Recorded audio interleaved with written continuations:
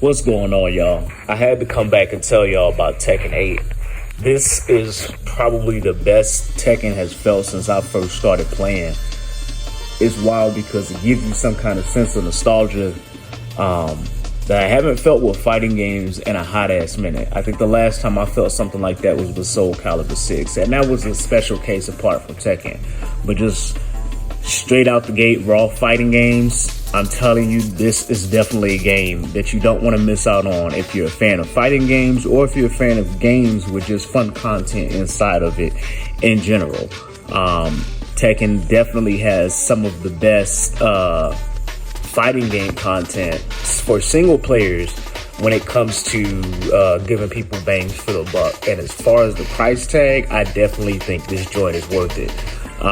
Starting right off, man, with the story mode we got in here, it's crazy because this story, somebody explained all of this as the Fast and Furious of the Tekken series. And when I heard that, I was like, okay, yeah, it got wild. But no, like, it really is the Fast and Furious of the Tekken series. This series went from starting off with a family feud and a father and son throwing themselves off the cliff. Now the father and son again is going at it, except it's to extremes where these motherfuckers is fighting in space. Literally. Like, that it has nothing to do with it originally had to do with in the first place. It's all over the place, but that's what we're here for, because Tekken never really took itself serious as a story, and I think that's a good thing. Like, it definitely keeps the fun about it, and that's the vibes that I like about Tekken. And then going along with that, not taking itself too seriously, if you like fun, like story mode content type things, you definitely want to check out the character episodes. Character episodes is something to be, it's something to have fun with, man. Just go in. If you're not looking for a challenge and you just want to see these and collect them all, go in, place this bitch on easy mode. You can select the difficulty right there. Ain't no goddamn shame in it. Place this shit on easy mode. And then go in and run through the ladder matches on here. It's only about 5 for each character, and I know there's a lot. But the endings, if you're a Tekken fan or if you're a fan of goofy, hokey content, it's definitely worth it, man. You're gonna get your challenges in ranked and even casual these days. So don't even worry. Don't sweat that shit. Story mode too. You just want to see the story. Place that shit on easy. Do what you got to do. That's what the fuck I did. And then you go into training. And then go to casuals or rank or whatever's your funk, and you do it then just like that. Something else that was fun too is the Tekken Ball mode that's on here. It's a returning favorite from the Tekken 3 series, and I don't think we've seen it until, you have to correct me if I'm wrong, but I'm pretty sure Tekken Tag 2 was the last time we've seen something like Tekken Ball. Because in Tekken 7 they did have a fun mode like that, Tekken Bowling, but funny enough, it came out a little later than when I actually got the game, and at about that point I was just interested in online. But I have tried out Tekken Ball. I just tried that shit out yesterday. It's fun. This game has oodles amount of content for y'all to eat up, man, for friends or family to enjoy, not just by yourself either. And talking about another one, well, before we get to that one, of course the online that's on here. Online is good. They got rollback netcode, and I played a few matches with a guy that was watching my stream the other day, and it felt all right. There was stutter here and there, but it's not as bad as Tekken 7, to where it feels like everybody is just literally using a fucking lag switch.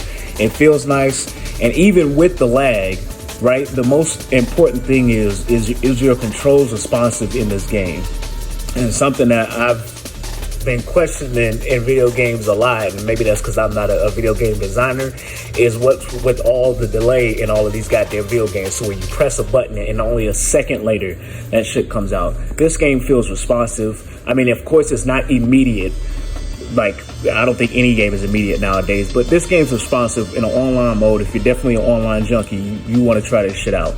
The most important mode, I think, in all of this is going to be the arcade quest. Whether you're a new player or whether you are a returning player, right? You're going to want to hop into this thing. And especially for returning players, take your ass through this and learn yourself right? Humble yourself to learn yourself the new controls of this game. Everybody just wants to jump into a ranked or a casual match or immediately go online, especially for new folks. Come in here and play this arcade quest. I will stress that it has never been easier for anybody to come in and learn and be taught how to play a fighting game and do well in it, right? Especially for casuals. I may have been playing this game since Tekken 3, but I was an extreme casual to the point where I didn't realize I was a casual until I started taking it serious. Go in and learn this game because this is an extensive tutorial on how to play this game thoroughly and do all right. Like, you're gonna want this. This is something for people out there that are like, oh, whether you're new, old,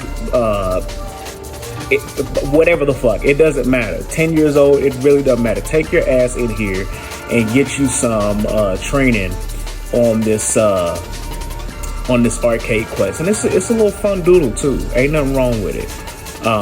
The last thing that I'm gonna hark on is, you know, just the rest of the game as a whole, like training mode with the arcade quest. Man, that's something that you want to get into too.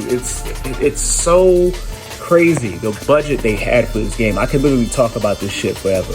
But the last thing I'm gonna talk about, because I've been praising this game, right? You got the customization. Now, the customization with the jukebox, one of the most important features in this game is gonna be your goddamn jukebox. You can go in here and through every stage and menu that or almost every stage and menu that they have in here, right? When you're going on regular arcade battle or you're going into rank and stuff, Tekken 1 all the way through Tekken 8, you have all of the soundtracks. Go in there and fiddle through it, especially if you got a favorite soundtrack, and just enjoy the fact that this exists in the game. The last time I seen it exist in another game outside of Tekken 7 was Soul Calibur 6, where they had all of the tracks from that. I mean, you can run through here and play pretty much anything. Where's my shit at? Bumping any of your favorite songs. This is I feel like an underappreciated feature in games, and I wish more video games had something like this, especially legacy games. Street Fighter needs this shit bad. But do yourself a favor and go ahead and fuck with the jukebox. It's top notch. The things that I'm going to talk about next are some of the things that I really wasn't feeling, and then we're going to end this. And I'm going to let y'all go and decide for yourself, have you not played it, right? I wasn't feeling the music in this game, which is why I was really appreciating the jukebox. And I wasn't even feeling the customization. And the customization, like the avatar customization, it's all right, right? I'll fuck with this shit because it's just an avatar. It's like a little Xbox.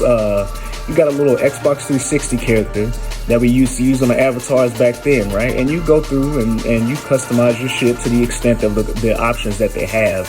And you play the arcade quest, right? You're gonna get more options opened up to you and things like that as you go up your ladder. Now, the thing that I'm really upset and confused about is the character customization for the characters in Tekken 7. Like, lackluster, doesn't even do the feeling or the lack thereof justice as far as what the hell happened, right? I've noticed, now this is my Reina. I fuck with Reina hardcore. I love playing with this character. I think she's dope. But the thing I don't understand is since Tekken 6 had the most customizations out of a Tekken game. After that game, they have really shown that they just don't give a fuck about this shit because of like the lack of options and the lack of things that you can do compared to the previous games.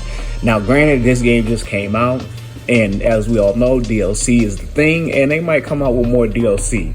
But the way they came about it, man, it really was like, damn, y'all could have at least put a little more effort into, you know, giving people options to express yourself. You put a mode on here like this, you got to give people a wide variety of things to do to be able to do what they want to do.